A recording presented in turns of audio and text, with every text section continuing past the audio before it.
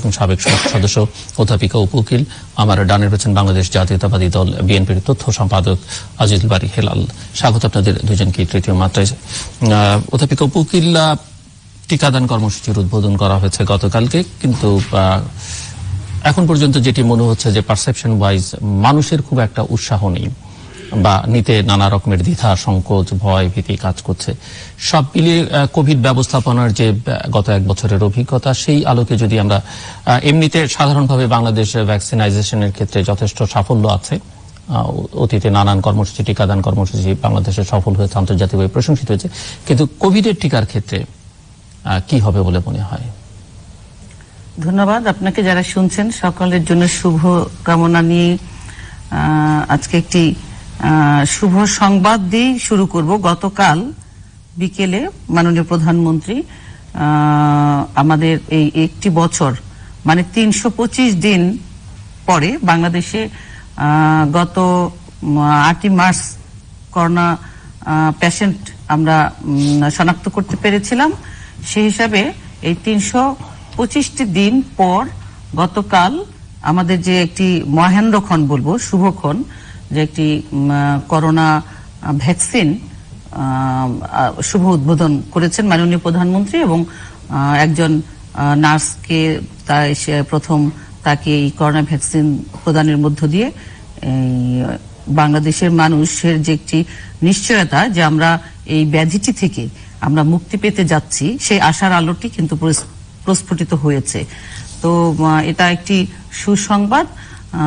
পাশাপাশি আপনি যে বিস্তারিত আলোচনায় যেতে বলেছেন আমাকে, আমি সেখানে বলবো যে হ্যাঁ, এই 326 দিন অতিক্রান্ত হলো আমাদের বাংলাদেশে করোনার। সেই করোনায় অন্যান্য দেশের তুলনায় আমাদের দেশ বাংলাদেশ অবশ্যই করোনা ম্যানেজমেন্টে ভালো ছিল। মাননীয় প্রধানমন্ত্রী জননেত্রী শেখ হাসিনা তিনি করোনা ম্যানেজমেন্টে বিশ্বে প্রশংসিত হয়েছেন। বিশেষ করে যুক্তরাজ্য, যুক্তরাষ্ট্র, কানাডা এইসব দেশগুলো মাননীয় প্রধানমন্ত্রীর যে ম্যানেজমেন্ট এবং তার যে 30টি সাজেশন ছিল করোনা ম্যানেজমেন্টকে নিয়ে, সেটিকে ফলো করে বিভিন্ন ফোর্বস ম্যাগাজিন সহ বিভিন্ন ফিচার বেরিয়েছে যে আমরা কিভাবে একটি জনবসতিপূর্ণ দেশ করোনাকালীন সময়ে প্রোটেকশন পেল এবং অন্যান্য দেশের তুলনায় আমাদের মৃত্যুহার আমরা সবকিছু মিলিয়ে ভালো আছে। এবং আজকের দিনে যে ভ্যাকসিন বিষয়ে আপনি বললেন, ভ্যাকসিনের বিষয়েও আমরা বলবো যে অন্যান্য দেশের তুলনায়, বিশেষ করে যে দেশ দুটি ভ্যাকসিন তারা আবিষ্কার করেছে, তারাও কিন্তু এখন পর্যন্ত তাদের সকলের জন্য করোনা ভ্যাকসিনটা সংরক্ষণ করতে পারেনি। অনেক দেশই আছে যারা করোনা ভ্যাকসিন এখন পর্যন্ত পায়নি। আমাদের পার্শ্ববর্তী দেশও এখন পর্যন্ত পায়নি, থাইল্যান্ড, মালয়েশিয়া। কিন্তু বাংলাদেশ এরই মধ্যে আমাদের দেশে 70 লক্ষ ভ্যাকসিন চলে এসেছে, 35 লক্ষ মানুষ পেয়ে যাবে। 3 কোটি মানুষের জন্য 3 কোটি ক্রয়ের জন্য ঠিক করা হয়ে গেছে।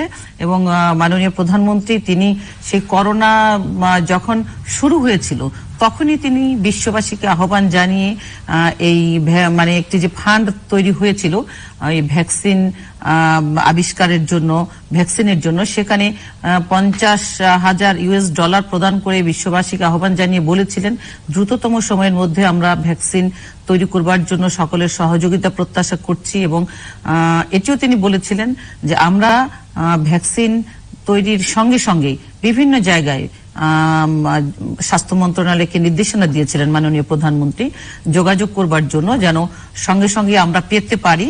এবং 1,000 কোটি টাকা তিনি বরাদ্দ রেখেছিলেন, অর্থ মন্ত্রণালয়ে অর্থমন্ত্রী সেটি রেখেছিলেন, যেন ভ্যাকসিন পাওয়ার সঙ্গে সঙ্গে জনগণের জন্য সেই ভ্যাকসিনটি এনে দেওয়া যেতে পারে, সুরক্ষা দেওয়া যেতে পারে। কারণ গতকালও মাননীয় প্রধানমন্ত্রী বলেছেন যে আমাদের সরকারের মূল লক্ষ্য হচ্ছে জনগণকে প্রোটেকশন দেওয়া, সুরক্ষা দেওয়া। সেই কাজটি এই করোনাকালীন সময়ে আমরা করে এসেছি। এখন ভ্যাকসিন প্রয়োগের মধ্য দিয়ে বাংলাদেশের মানুষকে আমরা সুরক্ষা দিতে চাই। সেখানে আমরা যেখান থেকেই পাই আমরা আগেই সেটি আনবার চেষ্টা করব এবং অনেকটাই আমরা সেটিতে সফল হয়েছি।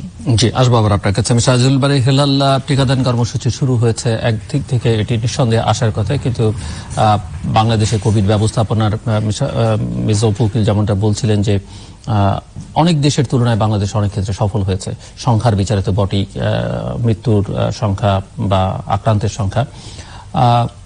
সামগ্রিকভাবে শুরু থেকে নানা বিষয় নিয়ে নানা রকমের প্রশ্ন উঠেছে, কিন্তু বাংলাদেশে সব বিষয় নিয়ে কম বেশি বিতর্ক হয়, এটিও ঠিক। বিভাজিত রাজনীতি, সেটা আপনারা ক্ষমতায় থাকুন কিংবা ওনারা ক্ষমতায় থাকুন, কিন্তু সামগ্রিকভাবে কোভিড-19 ব্যবস্থাপনার বিচারে টিকাদান কর্মসূচির এই সূচনাকে আপনি কিভাবে দেখেন এবং কতটা আশাবাদী এই বিষয়ে, বা কোনো অবজারভেশন, কোনো সাজেশন থাকলে? ধন্যবাদ আপনাকে। আপনি যে কথাটা বললেন যে বাংলাদেশ কোভিড ম্যানেজমেন্টে প্রশংসার দাবিদার, এই কথাটা কিন্তু আমি একটা নির্ভেজাল সত্য বলে আমার মনে হয় না, এবং দেশবাসী সেটা মনে করে। আপনারা জানেন যে বাংলাদেশের, জাপানে বাংলাদেশের লোক এই কোভিডের জন্য যেতে পারছে না। কাতার, ইটালিতে আমাদের প্লেনকে বলা হচ্ছে যে এটা কোভিডের বোমকে আমরা নিষ্ক্রিয় করলাম। এবং আপনারা জানেন আমরা আমাদের দেশ থেকে এখন লোক বাইরে যেতে পারে না কোভিডের কারণে। বাংলাদেশ কোভিড স্ট্রাইকেন কান্ট্রি হিসেবে অলরেডি পরিচিত। সুতরাং এবং এই কোভিড ম্যানেজমেন্টে বাংলাদেশের যে ব্যর্থতার থেকে অযোগ্যতা বেশি ছিল এবং দুর্নীতি ছিল, এই জন্য মানুষের মধ্যে একটা আতঙ্ক বিরাজ করত। দেখেন, কোভিডের শুরু থেকে আমাদের দেশের মানুষের মধ্যে যে আতঙ্ক তৈরি করেছিল, সেই আতঙ্ক কিন্তু সরকার দূর করতে পারেনি। কারণ মাস্ক, স্যানিটাইজার বা ওই যে পিপিই বিতরণে অনিয়ম, এমনকি আমাদের যে আপনার বিভিন্ন লোকদেরকে যে স্টিমুলেশন প্যাকেজ অর্থাৎ নগদ টাকা, সেটা নিয়ে অনিয়ম, এই সমস্ত সরকারের অযোগ্যতা এবং অদক্ষতার কারণে মানুষের মধ্যে একটা আতঙ্ক তৈরি হয়েছিল। এই টিকাদান কর্মসূচিতেও এখানে একটা হতাশা বিরাজ করছে এবং মানুষ আপনার সরকারের প্রতি মানুষের কনফিডেন্স লুজ করেছে এবং সরকারের প্রতি মানুষের সেই বিশ্বস্ততা নেই। কারণ এই টিকা যে পার্শ্ব প্রতিক্রিয়া, এইসব নিয়ে নানা রকম কথা আছে। সবাই বলছে, সমস্ত দেশের আপনার সরকার প্রধানরা নিজেরাই টিকা নিয়ে, আপনি দেখেন পুটিন নিয়েছে, বাইডেন নিল, আপনার অন্যান্য দেশের রাষ্ট্রপ্রধানরাও নিয়েছে, জনগণকে উৎসাহ দিচ্ছে যে এই টিকা কার্যকরী এবং এই টিকা আমিও যেহেতু নিয়েছি আপনিও নিতে পারেন। আমাদের ইন্টেলেকচুয়াল সোসাইটি থেকে, বাংলাদেশের বিভিন্ন কর্নার থেকে বলা হয়েছিল যে আমাদের যে বর্তমানে ইলিগাল প্রাইম মিনিস্টার আছে, তিনি যেন এটা নেন, জনগণের মধ্যে কনফিডেন্স বিল্ড আপ করে। কিন্তু সেটা কিন্তু হলেন না। আজকে দেখলাম টেলিভিশনে 5 জনকে দিলেন, ভ্যাকসিন গ্রহণ করলেন। এর ফলে কিন্তু যে জনগণের মধ্যে যে টিকা নেওয়ার উৎসাহ, সেটা কিন্তু নেই। কারণ সরকারের প্রতি জনগণের কনফিডেন্স নেই। এই টিকার আমদানি নিয়েও জনগণের কথা আছে যে আপনার অক্সফোর্ডের যে অ্যাস্ট্রাজেনেকা থেকে, আপনার ইন্ডিয়ার সেরাম ইনস্টিটিউট থেকে, এটা সরকার তার স্বাস্থ্য মন্ত্রণালয় রোগ তথ্য ডিপার্টমেন্টে দিয়ে না কিনায় ভ্যাকসিনকে দিয়ে কিনালো। এখানে একটা টাকার দুর্নীতি, এটা নিয়ে জনগণের সমস্যা আছে। তবে এটার প্রিজার্ভেশন, অন্যান্য বিষয় তো আপনার সায়েন্টিফিক বিষয়গুলো আছে। সরকার সেই কনফিডেন্সটা বিল্ড আপ করতে পারেনি জনগণের প্রতি। সেই জন্য কিন্তু এই টিকার প্রতি মানুষের খুব একটা আপনার সাহস নেই এবং আশাবাদ নেই যে এই টিকাটা নিলে কি হবে। এবং দেখেন যে এই যে সরকারের প্রতি মানুষের এই কনফিডেন্স, এর কারণ কিন্তু শুধুমাত্র সরকারের অদক্ষতা না, সরকার যে একটা অগণতান্ত্রিক এবং গণতান্ত্রিক সরকারের প্রতি কিন্তু দেশ বিদেশেরও সাপোর্ট থাকে না, দেশের ভিতর থেকেও সাপোর্ট থাকে না। এই অগণতান্ত্রিক সরকার, সেজন্য কোনো কাজই, আপনার যে কোনো কাজ করতে গেলে তাকে সমস্যায় পড়তেই হবে। কারণ তিনি তার চেয়ার টিকে রাখার জন্য, তার যে ক্ষমতা, সেই ক্ষমতাকে স্থিতিশীল রাখার জন্য তিনি মানুষের যে সমস্যাগুলো, এইগুলোকে বাদ দিয়ে তিনি বিরোধী দল দমন, আপনার বিভিন্নভাবে নিজের দলকে দুর্নীতিতে প্রশ্রয় দেওয়া। আপনি জানেন যে এই করোনার আপনার মাস্ক, স্যানিটাইজার, পিপি নিয়ে ব্যাপক দুর্নীতি হয়েছে। একজন ডাক্তার আপনার এই বর্তমান প্রাইম মিনিস্টারকে বলছে যে আমাদের এই মানে মানসম্মত পিপি না। তারপরে সবাই ভেবেছিল যে সেখান থেকে একটা ব্যবস্থা নেবে, কিন্তু আমরা পরে দেখলাম সেই ডাক্তারকেই, এই মুগ্ধা মেডিকেলের ডাক্তারকে সেখান থেকে অপসারণ করে দিল। অর্থাৎ প্রাইম মিনিস্টারের প্রতি জনগণ কিন্তু কনফিডেন্সটা পাচ্ছে না যে তিনি সো আপনি কোনোভাবেই আশাবাদী হতে পারছেন না এই যে পিপি নিয়ে, এই টিকা নিয়ে? এই টিকা নিয়ে সারা বিশ্বেই কিন্তু একটা আতঙ্ক ছড়িয়েছে, শুধু বাংলাদেশে না, সারা বিশ্বেই ছড়িয়েছে। আর আমাদের এই টিকা কেনার যে পদ্ধতি, এতে আরেকটা আপনার সমস্যা তৈরি হয়েছে। অর্থাৎ শুধু সারা বিশ্বের যে আতঙ্ক, সারা বিশ্বের আতঙ্ক যে দ্রুততম সময় আসলে ভ্যাকসিন তো তৈরি হয় না, সেটি কোথাও কোথাও পার্শ্ব প্রতিক্রিয়া দেখা গেছে, যদিও সব টিকারই কিন্তু এক ধরনের পার্শ্ব প্রতিক্রিয়া থাকে, কিন্তু এটি যেহেতু দ্রুততম সময় করা, এটা প্রথমে একটা বলেছেন যে আমাদের দেশে কিন্তু টিকাদানের কর্মসূচি আমরা সাফল্য অর্জন করেছি, বিসিজি টিকা, আপনার অন্যান্য টিকা, পোলিও টিকা, আমাদের কিন্তু আসলে এগুলো খুব ভালোভাবে হয়েছিল, কারণ তখন রাজনীতিটা ওইভাবে রাজনৈতিক দৃষ্টিকোণ থেকে দেখা হতো না, মানবতার দৃষ্টিকোণ থেকে এবং রাষ্ট্রীয় কাজ হিসেবে দেখা যাচ্ছে। কিন্তু বর্তমানে যে শাসক গোষ্ঠী, এটা তো আমি প্রথম অগণতান্ত্রিক বিধায় তাদের চেয়ারটা ঠিক রাখার জন্য জনগণের প্রতি তাদের খেয়ালটা কম, তাদের লোকজনদেরকে টাকা কামিয়ে দেবেন, ভ্যাকসিনকে এখান থেকে অনেক টাকা বেনিফিট করবে। এটা ভ্যাকসিনকে না দিয়ে আপনার স্বাস্থ্য অধিদপ্তর নিতে পারতো বা রোগ তথ্য বিভাগও নিতে পারতো, এটা ক্রয়ের ব্যাপার, সরকার সব ক্রয় করে, কিন্তু কেন ভ্যাকসিনকে দিতে হবে? ভ্যাকসিন বলতে তো মানুষের ওরকম যে খুব উচ্চ ধারণা তাও তো না, মানুষের তো প্রশ্ন থাকতেই পারে। এই জন্য বলছি টিকার প্রতি মানুষের একটা কনফিডেন্স বিল্ড আপ হয়নি। প্রাইম মিনিস্টার যদি নিজে নিতেন তাহলে কিন্তু আরো মানুষের কনফিডেন্স বিল্ড আপ হতো। জাস্ট ব্যক্তিগত প্রশ্ন, আপনি নিজে টিকা নেবেন কিনা? এটা তো আমারও এটা ব্যক্তি, আমি তো নিজেই কনফিডেন্ট, জনগণও কনফিডেন্ট পাচ্ছে না, আমিও পাচ্ছি না এই টিকার প্রতি, আমারও তো কনফিডেন্স। তো আস্থা ফিরে আসলে হয়তো আমি নেব। জি, অধ্যাপিকা উকিল। আচ্ছা, করোনা যখন শুরু হয়েছিল তখন বিএনপির বা যারা এই সমাজের সুশীল বলে পরিচিত, তাদের সকলেরই যেটি করণীয় ছিল সেটি হচ্ছে সরকারের সঙ্গে এসে এই যারা ভিকটিম তাদের পাশে দাঁড়ানো। সেই সময় কিন্তু বিএনপি সেই কাজটি না করে তারা যেটি করেছে, তারা রাজনৈতিক অসৎ উদ্দেশ্য নিয়ে এই করোনা কালীন সময়টাকে তাদের একটি রাজনৈতিক ইস্যু বানাবার চেষ্টা করেছে এবং তাদের লোকজন কেউ এই জনগণের পাশে দাঁড়ায়নি। এখন আবার যখন এছাড়াও সরকার যখন এই করোনা পদক্ষেপের প্রতিটি পদক্ষেপে সফল হয়েছে এবং এই করোনা পদক্ষেপকে সফল করতে যেন না পারে, প্রতিটি স্তরে বিএনপি, জামাত, শিবির সেটি প্রতিবন্ধকতা সৃষ্টি করেছে, নানাভাবে প্রতিবন্ধকতা সৃষ্টি করেছে। এখন এবং এই কথাটি যে বলেছিল যে করোনা পরিস্থিতি মোকাবেলায় সরকার ব্যর্থ, এগুলো চিৎকার করে কিন্তু প্রেস কনফারেন্সে প্রতিদিনই বলতো, সেটি কিন্তু বিশ্ববাসী প্রমাণ করে দিয়েছে যে বাংলাদেশ করোনা ম্যানেজমেন্টে অন্যান্য দেশের তুলনায় ভালো। এখন আবার যখন মানে এই করোনার ভ্যাকসিন এসেছে, এখন আবার তারা তাদের সেই অশুভ তৎপরতা আবার তারা শুরু করে দিয়েছে। কোন শুভ কাজেই তারা কিন্তু ভালো কিছু দেখতে পান না। এখন দেখেন আজকে এই টকশোতে হেলাল ভাই যে কথাটি বললেন, এটা আমি বলবো যে এটি কিন্তু মানে একটা তাদের মানে বিএনপির মজ্জাগতভাবেই যে একটি হীনমন্যতা আছে, তারা যে চান যে জননেত্রী শেখ হাসিনাকে কিভাবে হত্যা করা যায়, কিভাবে সেই বঙ্গবন্ধুকে যেভাবে হত্যার মধ্যে জিয়াউর রহমান জড়িত ছিলেন এবং পরবর্তীতে বেগম খালেদা জিয়া জননেত্রী শেখ হাসিনাকে হত্যা করবার জন্য হাওয়া ভবনে বসে প্ল্যান করেছিলেন তারেক রহমান সহ, এখন ওই টকশোতে বসে এই ভ্যাকসিন প্রদানের মধ্য দিয়ে তাদের সেই হীনমন্যতার বিষয়টি কিন্তু আবার সামনে চলে আসে। মাননীয় প্রধানমন্ত্রী উনি যে রেফারেন্সটা দিলেন যে অন্যান্য দেশের রাষ্ট্রপ্রধানরা আগে ভ্যাকসিন নিয়ে জনগণকে নিশ্চয়তা দিয়েছে, জনগণকে বুঝিয়েছে যে এই টিকা ভালো, তারপরে আপনারা দেন। আমি এই টকশোতে চ্যালেঞ্জ ছুড়ে বলতে চাই, এটি শুধু হেলাল ভাইয়ের কথা না, এর আগে ওনাদের এই যে জাফরুল্লাহ সাহেব বিএনপির অভিভাবক, উনিও যিনি নাকি এরশাদ সাহেবের খয়ের খাচ্ছিলেন, ওষুধ নীতি প্রণয়ন করেছিলেন, যে ওষুধ নীতির মধ্য দিয়ে জনগণকে ভোগান্তি করেছিলেন, সেই জাফরুল্লাহ সাহেব কিন্তু এই একই বক্তব্য দিয়েছেন এই বিএনপির অভিভাবক সেজে, যে প্রধানমন্ত্রী কেন আগে টিকা নেননি। আবার বিএনপির আরেক যে পণ্ডিত ব্যক্তি আছেন রিজভী সাহেব, তিনি আবার কি বলেছেন, তিনি বলেছেন যে ব্রিটেনে প্রধানমন্ত্রী রানী এলিজাবেথ টিকা নিয়েছেন, সেই রকম মাননীয় প্রধানমন্ত্রী কেন নিলেন না। আবার মির্জা ফখরুল সাহেব তিনি আবার একই কথা বললেন, যে যেটা আজকে হেলাল ভাই টকশোতে বলছেন, যে এই ভ্যাকসিন প্রক্রিয়ার মধ্যে সাধারণ জনগণ পাবে কিনা সেটি নিয়ে সন্দেহ আছে। এই যে তাদের কথাগুলো, এই কথাগুলো হচ্ছে রাজনীতিতে, মানে মানুষ বলে না যে মানুষ যদি ওই সাগরে পড়ে যায় তখন খড়কুটো নিয়ে বাঁচবার চেষ্টা করে, অতল গহ্বরে যখন তলিয়ে যায়। তো এইরকম মিথ্যাচার করে, অসত্য উপস্থাপন করে টকশোতে বলছেন, তারা প্রেস ব্রিফিং এ বলছেন। এখন বলতে পারেন কোন মিথ্যা কথাটা বলছেন? এই যে হেলাল ভাই বললেন, আমি যে চ্যালেঞ্জ তুললাম যে এই পৃথিবীতে যেখানেই ভ্যাকসিন নেওয়া শুরু হয়েছে, কোন দেশের প্রধানমন্ত্রী, রাষ্ট্রপতি, মন্ত্রী এরা আগে ভ্যাকসিন নিয়েছে জনগণের আগে? সেই দেশটির নাম আপনারা বলেন যারা শুনছেন।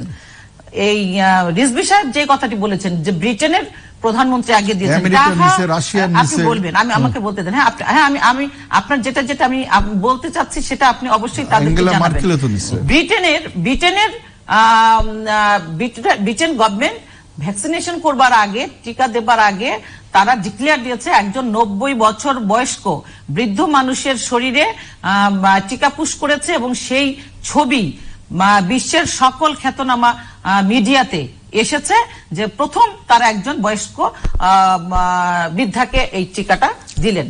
আর তারপরে তার বহু পরে এই ব্রিটেনের প্রধানমন্ত্রী নিয়েছেন। আর জো বাইডেন আমেরিকার প্রেসিডেন্ট, তিনি টিকা নিয়েছেন তার আগে, টিকা কার্যক্রম শুরু হয়েছে তার 12 দিন আগে। তারপরে তিনি, অনেক মানুষ নিয়েছেন, তারপরে তিনি টিকা নিয়েছেন, 12 দিন পরে তিনি টিকা নিয়েছেন। ভারতের নরেন্দ্র মোদীর টিকাদান কর্মসূচির 16 দিন পরে বা ভারতের প্রধানমন্ত্রী নরেন্দ্র মোদী টিকা নিয়েছেন। তাহলে কোন দেশের প্রধানমন্ত্রী বা রাষ্ট্রপতি বা মন্ত্রীরা আগে নিয়েছেন? আপনারা যে বারবার করে বলছেন প্রধানমন্ত্রী কেন টিকা নিলেন না, ও আচ্ছা, আপনাদের মনে হচ্ছে যে প্রধানমন্ত্রী যদি টিকাটা নিতেন, নিয়ে যদি তিনি শারীরিকভাবে অসুস্থ হয়ে যেতেন, তাহলে হয়তো ক্ষমতায় যাবার জন্য কোনো একটি আবার সেই যেভাবে অস্ত্রের মুখে সায়েম সাহেবকে জিম্মি করে ক্ষমতায় গিয়েছিলেন, ওই রকম অবৈধভাবে কোনো প্রক্রিয়া করা যায় কিনা, অসৎ উদ্দেশ্য থেকে এই কথাগুলো আপনারা বলছেন। আবার যদি ঠিকই মাননীয় প্রধানমন্ত্রী জননেত্রী শেখ হাসিনা ভ্যাকসিনটা আগে নিত, একেবারে দৌড়ে গিয়ে একবার কোরাসের মতো সুর করে গিয়ে ওই গুলশান অফিস থেকে, পল্টন অফিস থেকে বলা শুরু করত, জনগণের সরকারের ট্যাক্সের টাকায়, সরকারের টাকায় ভ্যাকসিন এনে সেই ভ্যাকসিন এখন এই যে প্রধানমন্ত্রী নিচ্ছে, মন্ত্রীরা নিচ্ছে, জনগণকে দিচ্ছে না, সব নিজেরা লুটপাট করছে, এই স্লোগান শুরু করে দিতেন। আর এখন আবার কি বলছে যে করোনা নিয়ে দুর্নীতি। হ্যাঁ, করোনা নিয়ে দুর্নীতি, ভ্যাকসিন আনা নিয়ে দুর্নীতি। ভ্যাকসিন কো আপনাদের পছন্দ হয় না?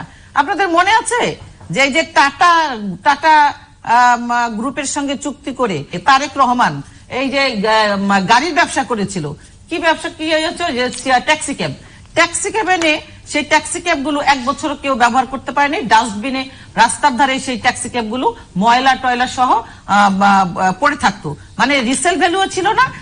আর সব টাকাগুলো সেই হাওয়া ভবনের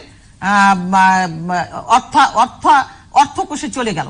এটা কি সেই রকম পেয়েছেন যে ভ্যাকসিনকো গ্রুপ টাকা দিয়ে, মানে টাকা নিয়ে নেবে, দুর্নীতি করে ফেলবে? প্রমাণ ছাড়া একটা কোম্পানির নামে, একটা স্বনামধন্য কোম্পানির নামে বসে কথা বলছেন, এটি কি জানেন?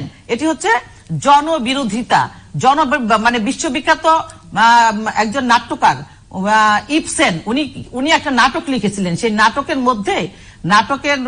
মধ্যে যে এই যে আপনাদের যারা চরিত্র, এই যে বিএনপি, জামাত, শিবির, যারা কোনো কিছুতে ভালো দেখে না, এবং যারা এই জনগণকে একটা ভ্যাকসিন, যে জনগণ ভয়ে কাঁপছে, মৃত কত মানুষ মারা গেলেন, তারা একটা ভ্যাকসিন নেবে, তাদের মধ্যে সন্দেহ ঢুকানোর জন্য যে চক্রান্ত আপনারা করছেন, তাদেরকে সেই নাট্যকার ইবসেন তাদেরকে পিপলস এনিমি হিসেবে আখ্যায়িত করেছিল, অর্থাৎ জনশত্রু।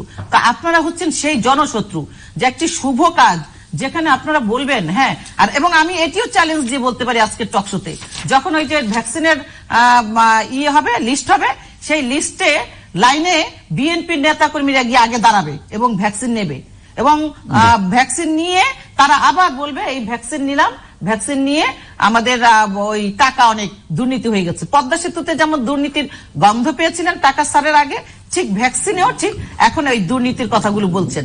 আর কি বলে ভ্যাকসিনকো, হ্যাঁ ভ্যাকসিনকো ইন্ডিয়া থেকে যদি আনে কিংবা আরো যদি কোম্পানি, শুধু ভ্যাকসিনকো না, এটাও আপনি জেনে রাখবেন মাননীয় প্রধানমন্ত্রী বা স্বাস্থ্য, আপনি বললেন যে স্বাস্থ্য মন্ত্রণালয় আনলো না কেন, স্বাস্থ্য মন্ত্রণালয় যদি আনতো তাহলে আবার বলতেন কি টকশোতে, এই স্বাস্থ্য মন্ত্রণালয় অযোগ্য মন্ত্রণালয়, ম্যানেজমেন্ট করতে পারে নাই, পিপিই তারপরে হচ্ছে মাস্ক কেলেঙ্কারি হয়েছে, এখন আবার ওনাদেরকে দিয়েছে ভ্যাকসিন আসে, এই কথা আবার বলতেন। তাহলে কোথায় যাবে? হ্যাঁ, উদুরপিন্ডি বুদুর ঘাড়ে, একজনের দোষ আরেকজনের ঘাড়ে, আর কোনো কিছুতে ভালো কিছু খুঁজে পেতে চান না, সব কিছুতে দোষ ধরছেন। 760 কোটি জনসংখ্যার এই পৃথিবীতে হ্যাঁ এত টিকা তৈরি করতে লাগবে প্রায় 7-8 বছর, সেইখানে বাংলাদেশে এত টিকা পেয়ে গেছে, সেই জন্য কোথায় প্রশংসা করবেন সেগুলো না করে বা কিভাবে মাননীয় প্রধানমন্ত্রীকে হত্যা করা যায় সেই জন্য টিকা কেন উনি নিলেন না, বারবার সেই দুঃখ প্রকাশ করছেন। এত হীনমন্যতা আমার মনে হয় কারোরই থাকা উচিত না। আর আমরা অগণতান্ত্রিক, আওয়ামী লীগ অগণতান্ত্রিক, চেয়ার টিকিয়ে রাখার জন্য, চেয়ারের রাজনীতি আওয়ামী লীগ করে না, আর সরকার অগণতান্ত্রিক। গণতান্ত্রিকের সংজ্ঞা আর দুর্নীতির সংজ্ঞা বিএনপির কাছ থেকে যদি শিখতে হয় তাহলে তো একটা মহা দুর্নীতির যে হাওয়া ভবন সেটি আওয়ামী লীগের বানাতে হবে, আর এই বারবার করে চ্যাম্পিয়ন হতে হবে দুর্নীতিতে। এই কথাগুলো ভুলে গিয়ে আপনারা যে এইভাবে কথাগুলো বলেন তখন নিজেদের যে অতীতটা, সেই অতীতটা একেবারেই ভুলে যান। এটা একটা দুঃখজনক ঘটনা। প্রশংসা করার যে বিষয়টা সেটা আপনাদের মধ্যে নেই। আমি দিদির এই কথাটা শুনে খুব আমার হাসি আসলো যে এটা যদি ক্লিং কনস্পিরেসি হয়, ভ্যাকসিনটা উইল টেক ইট ফাস্ট, যদি ক্লিং কনস্পিরেসি হয় তাহলে কি উনি এই ভ্যাকসিনকে কিলিং এজেন্ট মনে করেন? দিদিকে তাই মনে করেন এই ভ্যাকসিনটা কিলিং এজেন্ট, এরকম কিছু মনে করেন? সুতরাং এই কথাগুলো বলা তো আপনার যে বললেন তাতেই বোঝা যাচ্ছে যে এই ভ্যাকসিনের মধ্যে সমস্যা আছে, আপনার কথাই বোঝা যাচ্ছে। আমার তো কনফিডেন্স বিল্ড আপ করার জন্য চেষ্টা করতেছি যে ভ্যাকসিনের পার্শ্ব প্রতিক্রিয়া বা ওদের কনস্টিটিউশন কি আছে সবকিছু দেখে আমি, কিন্তু আপনি তো প্রথমেই বলছেন যে ভ্যাকসিনটা মনে হয় কোনো কিলিং এজেন্ট হবে, এই জন্য প্রাইম মিনিস্টারকে মনে হয় আমরা মানুষজন নিতে বলছে। এই যে আপনার থিওরি প্রমাণ করে যে এই ভ্যাকসিনের সমস্যা রয়েছে। আর যেটা বললেন যে করোনার শুরুতে বিএনপি ভারপ্রাপ্ত chairman Tarique Rahman national solidarity ডাক দিয়েছেন, আপনারা সবাই জানেন। টেলিভিশনের বক্তৃতার মাধ্যমে তিনি ন্যাশনাল কনসেনসাস গঠন করার জন্য বলেছিলেন যে এখন রাজনীতির সময় নেই, এই প্যান্ডেমিক সময় আমাদের সকলকে ঐক্যবদ্ধ হয়ে একটি ন্যাশনাল ডায়ালগের মাধ্যমে এই করোনাকে কমব্যাট করতে হবে, মোকাবেলা করতে হবে, তিনি ডাক দিয়েছিলেন। এবং আপনারা জানেন যে রাজনৈতিক দল হিসেবে সরকার না, সরকারের যে সংগঠন আওয়ামী লীগ, তারা জনগণের কাছে কতটা আপনার ত্রাণ তৎপরতা করেছে বা এই ভ্যাকসিন, এই মাস্ক, পিপিআই, স্যানিটাইজার বা অন্যান্য ইকুইপমেন্টস গুলো পাঠিয়েছে, এটা আপনারা দেখেছেন যে বিএনপি এই পর্যন্ত 1.5 কোটি পরিবারের কাছে আমরা এই সমস্ত জিনিস দলভাবে পৌঁছে দিয়েছি তারেক রহমানের নির্দেশে। তিনি লন্ডনে একটা কোভিড আক্রান্ত দেশের থেকেও যে প্রবাসী বাঙালি তাদেরকেও ত্রাণ তৎপরতা করেছে তার দল বিএনপির মাধ্যমে, এবং বাংলাদেশেও কিন্তু আমরা এই প্রক্রিয়া করেছি। প্রায় 1.5 কোটি পরিবার, তার মানে প্রায় 3.5 থেকে 4 কোটি মানুষের কাছে আমরা এই পৌঁছাই দিয়েছি। আপনি দেখেন দল হিসেবে আওয়ামী লীগ কতটা করেছে, সরকার কি করলো সেটা কিন্তু আওয়ামী লীগের না। আওয়ামী লীগ কতটা করেছে, আওয়ামী লীগ বরঞ্চ সরকারের থেকে চুরি করছে। সরকারের কর্তা ব্যক্তিরাও বলছে যে সমস্ত ত্রাণ কাজে যে চুরি বাটপারি গুলো হয়েছে, অনেকে গ্রেপ্তারও হয়েছে, আপনারা দেখেছেন। সুতরাং এবং আমাদের নেতা তারেক রহমান এই জন্য একটা ন্যাশনাল কনসেনসাসের ডাক দিয়েছেন, ন্যাশনাল সলিডারিটির ডাক দিয়েছিলেন, কিন্তু আমাদের সেই কথায় কর্ণপাত করেননি। উনি বলছেন যে আমরা নাকি জনগণের শত্রু, ইফতানের কোন নাটক থেকে তিনি বললেন আমরা নাকি জনগণের শত্রু। জনগণের শত্রু যদি আমরা হয় তাহলে আজকে যে চিটাগাং ইলেকশনটা হলো, সেই ইলেকশনে আপনারা সমস্ত আপনার ইলেকশনের যে আপনার ল এনফোর্সিং এজেন্সিস এবং নির্বাচন কমিশন একাট্টা হয়ে যে আমাদের পোলিং এজেন্ট বের করে দিলেন, আমাদের লোকজনকে মারধর করলেন, নির্বাচনের লোকজনকে ভোট সেন্টার যেতে দিলেন না, কত কিছু করলেন। এবং সমস্ত স্থানীয় সরকার নির্বাচনে আপনারা যেভাবে জুয়া চুরি করছেন এই নির্বাচন নিয়ে, আমরা বিএনপি গণতান্ত্রিক ভাবে আমরা রাষ্ট্র ক্ষমতা আসতে চাই। সুতরাং আমরা জনশত্রু আপনারা যদি না হতেন, আপনারা এই জন্য ইলেকশনকে ভয় পেয়ে ইলেকশনকে প্রস্তাবিত করেছেন। আমি এই প্রশ্নটা রাখতে চাই যে আপনাদের নির্বাচনকে ঘিরে যে ধরনের প্রশ্ন তুলছেন, কিন্তু তাহলে আপনারা এই নির্বাচনে যান কেন? না শোনেন জিল্লু ভাই, একটা জিনিস দেখেন যে বিএনপি মানে আমি বলছি যে আপনারা বছরের পর বছর ধরে নির্বাচন আমি প্রশ্নের উত্তর দিই। বছরের পর বছর আপনারা নির্বাচনকে প্রশ্নবিদ্ধ করছেন বা প্রশ্ন তুলছেন, যৌক্তিক বযৌক্তিক আমি সেই প্রসঙ্গে যাচ্ছি না। তারপরে আপনার প্রতিটা নির্বাচনে যাচ্ছেন এবং এই ধরনের একের পর এক নির্বাচন হচ্ছে, আপনারা কোনো কিছু করতেও পারছেন না, কিন্তু বলে যাচ্ছেন এবং নির্বাচন কি করতে পারছেন ভাই? না, আমি বলছি যে এটা যদি অন্যায় হয়ে থাকে, অগণতান্ত্রিক হয়ে থাকে, তার বিরুদ্ধে যে প্রতিরোধ, জনসম্পৃক্ত আন্দোলন, সেটিও আপনারা করতে পারছেন না। আবার আপনারা নির্বাচনে যাচ্ছেনও, আবার নির্বাচন নিয়ে কথাও বলছেন। আমি একটু বলি দিল ভাই, একটু ধোয়াটে মনে হয় পুরো। আমি এটা বলি, আপনি যদি অতীত ইতিহাসের আলোকে প্রশ্ন করেন তাহলে কিন্তু এই প্রশ্নের উত্তর ভালো হবে না। আমাদের দেশে অতীতে স্বৈরতন্ত্র ছিল, এখন কিন্তু স্বৈরতন্ত্রের নিউ ভার্সন ফ্যাসিজম, ফ্যাসিস্ট সরকার রাষ্ট্র ক্ষমতায়। এখন আমরা একমাত্র দল বিএনপি যারা কখনো পিছনের দরজা দিয়ে ক্ষমতায় আসেনি। 91 সালে আমরা সম্মুখ দরজা দিয়ে ক্ষমতায় এসেছি। 1996 আমি বলি, আমি আপনাকে শেষ করি, 2001 সালে এসছি ক্ষমতায়, 79 প্রেসিডেন্ট জিয়াউর রহমান ক্ষমতায় এসছি। তার আগেও আমরা গণভোটের মাধ্যমে ক্ষমতায় এসেছি। এটা আপনার গণতন্ত্রের যে সবচেয়ে বিউটি, যে সমস্ত মানুষের রেফারেন্ডাম, তার মাধ্যমে ক্ষমতায় আসি। আমরা একমাত্র দল সামনের দরজা দিয়ে, অর্থাৎ জনগণের ম্যান্ডেট নিয়ে ক্ষমতায় আসি। সুতরাং আমরা বর্তমানে যে ফ্যাসিজম রয়েছে, আপনি মনে করতে পারেন যে নির্বাচনী খেলা খেলে এইসব ফ্যাসিজমকে আপনি পরাস্ত করতে পারবেন, আপনাকে সম্মুখ সমরে যেতে হবে। আমি সেই আন্দোলন সংগ্রামের কথা আমি এই মুহূর্তে বলবো না। আমরা এই জন্য বিভিন্ন নির্বাচনে, মানে ব্যাপারটা কিরকম যে নির্বাচনে আপনার ভাষায় আওয়ামী লীগের প্রতি আস্থা নেই, আবার মানুষের, আপনাদের প্রতিও মানুষের আস্থা নেই। আমাদের প্রতি আস্থা না, আমাদের প্রতি আস্থা আছে বিধায় আপনি দেখেন 2014 সালের নির্বাচনে বেগম খালেদা জিয়া বলছিলেন যে কেউ যেন নির্বাচনে অংশগ্রহণ না করে, এবং সেজন্য তার কথাই মানুষ শুনে 154টা সিট আনকনটেস্টেড হয়েছিল, অর্থাৎ বেগম জিয়ার কথাই মানুষ শুনেছিল। এবং 2018 সালের নির্বাচনে আমরা, আমাদের পক্ষে মানুষজন ছিল বিধায় দিনের ভোট রাতে করে ফেললো।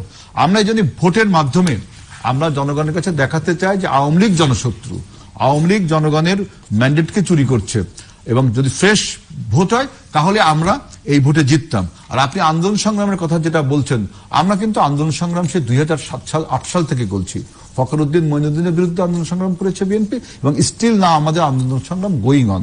আপনি বলতে পারেন যে এখন আপনারা সহিংস, মানে আন্দোলনের যে, সেগুলো বলছি না, আন্দোলনের যে আপরাইজিং, সেটা আপনার সহিংস আন্দোলনের বিশ্বাসীও না। কারণ আন্দোলন সংগ্রামের মাধ্যমে আমরা এরশাদকে পতন ঘটিয়েছি, আন্দোলন সংগ্রামের মাধ্যমে বর্তমান যে ফ্যাসিজম, এই ফ্যাসিজমকেও পরাজিত করব, এবং শুধু আন্দোলন সংগ্রাম ভোটের মাধ্যমেই আমরা আন্দোলন সংগ্রাম চলছে। কিন্তু এই যে আই এম টকিং টু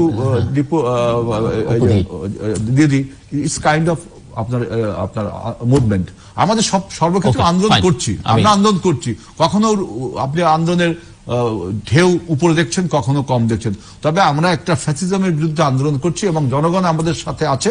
এবং যদি কখনো বাংলাদেশে আমরা একটা সঠিক নির্বাচনের ব্যবস্থা করতে পারি, তাহলে ইনশাল্লাহ এই দেশে বেগম খালেদা জিয়ার নেতৃত্বে আবারও জাতীয়তাবাদী সরকার গঠন করবে, এবং তারেক রহমানের নেতৃত্বে বাংলাদেশের সরকার গঠন। অধ্যাপিকা উকিল, যে নির্বাচন গতকালকে চট্টগ্রামে হয়ে গেল, এবং এই নির্বাচনে প্রাণহানির ঘটনা ঘটেছে, সহিংসতার ঘটনা ঘটেছে, এবং বলাই হচ্ছে, চট্টগ্রামবাসী বলছেন যে এর আগে আমরা জানি এই নির্বাচনের প্রচারণার সময় 2 জন মারা গেছেন, এবং গত 27 বছরের মধ্যে নির্বাচনে এত সহিংসতা, প্রাণহানির ঘটনা চট্টগ্রামবাসী দেখেনি, এবং অধিকাংশ সহিংসতাই ঘটেছে আওয়ামী লীগের নিজেদের মধ্যে, মানে আওয়ামী লীগের প্রার্থী এবং আওয়ামী লীগের বিদ্রোহী প্রার্থীর মধ্যে।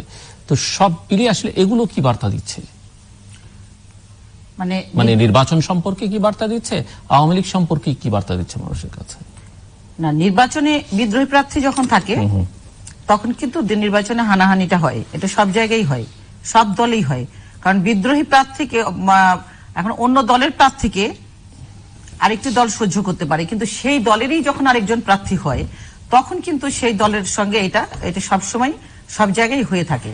আর বিদ্রোহী প্রার্থী কিন্তু তখনই হয়, কখন বিদ্রোহী প্রার্থী হয় একটি মাঠে যখন, যদি ধরলাম আওয়ামী লীগের প্রার্থী আছে, বিএনপির প্রার্থী আছে, এখন যখন বোঝা যাবে যে ওই বিএনপির প্রার্থী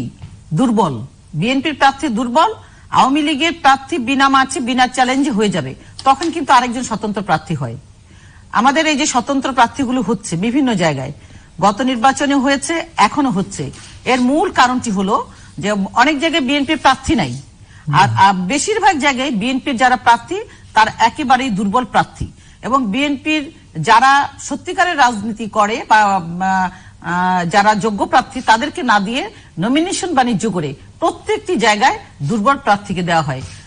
আমাদের এলাকায় কেন্দুয়াতে পৌর নির্বাচন হলো, না এটা সবাই, আমি তো যে কথাগুলো বলছি আপনার সাথে যোগাযোগ করছে, এই যে আমি এক্সাম্পল দিচ্ছি, স্ট্রং প্রার্থী আপনি লস করছেন কেন? আমি তো এক্সাম্পল দিচ্ছি। আমাদের এলাকায় বিএনপির প্রার্থী পৌরসভার ইলেকশন হলো কেন্দুয়াতে, সেখানে যে যোগ্য প্রার্থী ছিল সে তাকে না দিয়ে এমন একজন প্রার্থীকে দিয়েছে পৌরসভায়, যাকে আমরা কেউ চিনে না, বিএনপির অনেকে ঠিক মতো চিনে না। কেন দিল? দিল হলো, এবং সেখানে আপনার টকশোতে তো আসে প্রিন্স ভাই, বিএনপির সাংগঠনিক সম্পাদক, উনিও কিন্তু কেন্দ্রতে গিয়েছিল, মিটিং করে আসছে ওই প্রার্থীকে জেতানোর জন্য। ওখানকার নেত্রকোনা জেলা বিএনপির নেতা ওই রফিক হেলালি উনিও গিয়েছেন, তারা কিন্তু গিয়ে মিটিং করে আসছে। কিন্তু প্রার্থী এতই দুর্বল, তারা নিজেরাও সেটা নিয়ে আত্মসমালোচনা করেছে। তার মূল কারণটা হচ্ছে এই নমিনেশন বাণিজ্য। আজকে এই যে উত্তরাতে ইলেকশনটা হলো, উত্তরা 18তে ইলেকশন হলো মির্জা ফখরুল সাহেবের বাড়িতে। মির্জা ফখরুল সাহেবকে তো অনেকে মনে করে, বিএনপির অনেকে, যে সে ওই রকম মানে অস্ত্রধারী সন্ত্রাসী, এদের সঙ্গে ততটা তার সম্পর্ক না, বা এই যে অনেক সময় এই জন্য বিএনপির হাইকমান্ডের কাছে উনি লাঞ্ছিত হন। যেমন এই যে মানুষ হত্যা করা, গ্রেনেড হামলা, ইয়ে করা, ওই আগুন দিয়ে মানুষ পুড়িয়ে মারা, এগুলোতে উনি সরাসরি নেতৃত্ব দেন না বলে কিন্তু উনি অপমানিত হন। এটা আমরা দেখি, মিডিয়াতে দেখি, পত্রিকায় দেখি। তো সেই মির্জা ফখরুলের বাসায় বিএনপির নেতা কর্মীরা গিয়ে ডিম ছুড়লো, তাকে হত্যা করার জন্য ঘর ভাঙচুর করলো, ঘরের মধ্যে গেলো এবং স্লোগান দিল কি, যে টাকার বিনিময়ে কেন নমিনেশন দেয়া হলো। এবং এটা শুধু কিন্তু এই লোকাল গভর্নমেন্ট নির্বাচনেই না, নির্বাচনে, জাতীয় নির্বাচনে 300 আসনে কিভাবে বিএনপি 900 প্রার্থীকে দিয়ে রাখলো?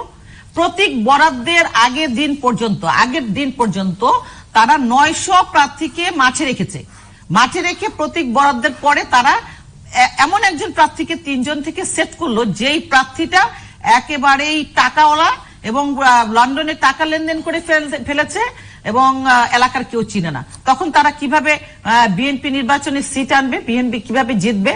এখন এই যে পৌর নির্বাচনগুলোতে যেখানে বিএনপির প্রার্থী ভালো আছে, সেখানে কিন্তু বিএনপির প্রার্থী জয়ী হচ্ছে, কিন্তু বেশিরভাগ ক্ষেত্রে তাদের প্রার্থীরা এইরকম অবস্থানে রয়েছে। আর আপনি যেটা বললেন, ওই যে হেলাল ভাই কি বলে, যে তাদের মধ্যে কয়েকটি কথা একদম গদ বাঁধা মিথ্যা কথা বলে, সবাই মিলে একই সঙ্গে মিথ্যা কথা বলে, যেন এটাকে সত্যে রূপান্তরিত করা যায়। কি বলে, যে একটি এজেন্ট, বিএনপির এজেন্ট ছিল, বিএনপির এজেন্টকে বের করে দিয়েছে। জিলু ভাই, আপনি একটা দেখেন, এটা মিডিয়া লো, আপনার চ্যানেলের ক্যামেরা ছিল ওইখানে ছিল, ওই বুথগুলোতে, প্রত্যেকটা বুথে। কারণ আমি দেখি যে প্রত্যেকটি চ্যানেল, এমনি তো আমাদের প্রিন্ট মিডিয়া তো আলাদাই, মানে চ্যানেলে প্রত্যেকটি ক্যামেরা প্রত্যেকটি বুথের সামনে থাকে। এখন অনেকে আছে কি ক্যামেরা নাই, কিন্তু প্রতিনিধি আছে, তারা প্রতিনিধি গিয়ে, লোকাল প্রতিনিধিরা গিয়ে ওখানে থাকে।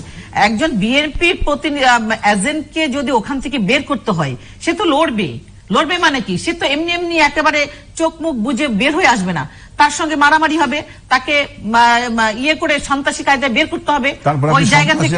আচ্ছা, আমার কথা আমাকে বলতে দেন। এখন যে এটা যখন এটা বের করে দেওয়া হবে, তখন তো মিডিয়া তার ছবিটা তুলবে। মিডিয়া যদি নাও থাকে, না কোনো ছবি নাই, তাহলে মিডিয়াতে প্রকাশ করতে আপনি বললে তো হবে না। এটা জাতীয় পত্রিকা, আমি সব জায়গায় দেখেছি, সব মিথ্যা কথা। কারণ বিএনপির প্রিজাইডিং অফিসার, পুলিং এজেন্ট দেওয়ার মতো কোন নেতা কর্মী নাই, বিএনপি কে প্রত্যাখ্যান করেছেন। এই যেমন আপনি বললেন, ইলেকশনে বিএনপি সবসময় পিছন দরজা দিয়ে আসেনি, সামনে দরজা দিয়ে নির্বাচনে এসছে। এই ধরনের যখন কথাবার্তা, মিথ্যা কথাবার্তা বলেন, তখন কিন্তু নেতা কর্মীরা আসে না, সামনে দরজা দিয়ে আসে। এই তো বললেন একটু আগে। এখন আমি বলি, এখন আপনার সামনের দরজা, বঙ্গবন্ধুকে হত্যার পর জিয়াউর রহমান এই যে বঙ্গভবনে গিয়ে সায়েম সাহেবকে, এটা তো আমার কথা না, রেফারেন্স দিয়ে আমি বলতে পারি, সায়েম সাহেব তার বঙ্গভঙ্গ বইতে লিখে গিয়েছেন যে তাকে যে অস্ত্রের মুখে বললো যে আপনি বলবেন আপনি অসুস্থ, ওনাকে অসুস্থ বানিয়ে যে রাষ্ট্র ক্ষমতাটা দখল করলো, এটা তো অবশ্যই সামনে দরজা দিয়ে ক্ষমতায় যাওয়া। আবার 91-এ জামাতকে নিয়ে বিএনপি ক্ষমতায় গেল, হ্যাঁ, এটা তো সামনে দরজা দিয়ে যাওয়া। আবার 96-এ 15ই ফেব্রুয়ারি নির্বাচন করলো, নির্বাচনে বঙ্গবন্ধুর খুনি ফারুক রশিদকে নিয়ে বিরোধী দলীয় নেতা বানালো, সংসদে নিয়ে গেল। 1.5 মাসের মাথায় জনরোষে বিএনপির সেই সামনের দরজা দিয়ে ক্ষমতায় যাওয়া জনগণ বুঝিয়ে দিল। তো এটা তো আপনি সামনের দরজা দিয়ে যাওয়া। আবার 2006 সালের 22 জানুয়ারি তারা কি করবে? আওয়ামী লীগকে বাদ দিয়ে এককভাবে নির্বাচন করবে। এই হাওয়া ভবন বানিয়ে, জঙ্গিবাদী রাষ্ট্র বানিয়ে, দুর্নীতি করে 20,000 কোটি টাকা FBI বলেছে যে তারেক রহমান তখন পাস করেছে। সেই সরকার বেগম খালেদা জিয়া ভিসা টিজা কমপ্লিট সৌদি আরব চলে যাবে। মাননীয় প্রধানমন্ত্রী লন্ডন জননেত্রী শেখ হাসিনা দুইবার গেল বিদেশে, হ্যাঁ গিয়েছে, জাননি। আবার আপনি বলেন, আপনি শুনবেন তো, কথাটা শুনতে হবে না, আপনি শুনতে হবে। আমি 2 বার গিয়েছেন এবং ওনাকে যখন লাস্ট বারে আসতে দেবে না তখন উনি জোর করে লন্ডন থেকে এসেছেন। এবং ওই সময় 111 গভর্নমেন্ট বলেছে বেগম খালেদা জিয়াকে যে শেখ হাসিনাকে আসতে দেওয়া হবে না, আপনি চলে যান। উনি রেডি হয়ে গিয়েছিলেন, কিন্তু জননেত্রী শেখ হাসিনা জোর করে বন্দুকের মুখে বাংলাদেশে ঢুকেছে। কাজে আপনারা আন্দোলন করেননি। আর আরেকটি কথা আমি বলে শেষ করব। এই যে করোনা নিয়ে কি বললেন যে 150 কোটি মানুষকে করোনা দিয়েছেন, জনগণকে সহযোগিতা করেছেন।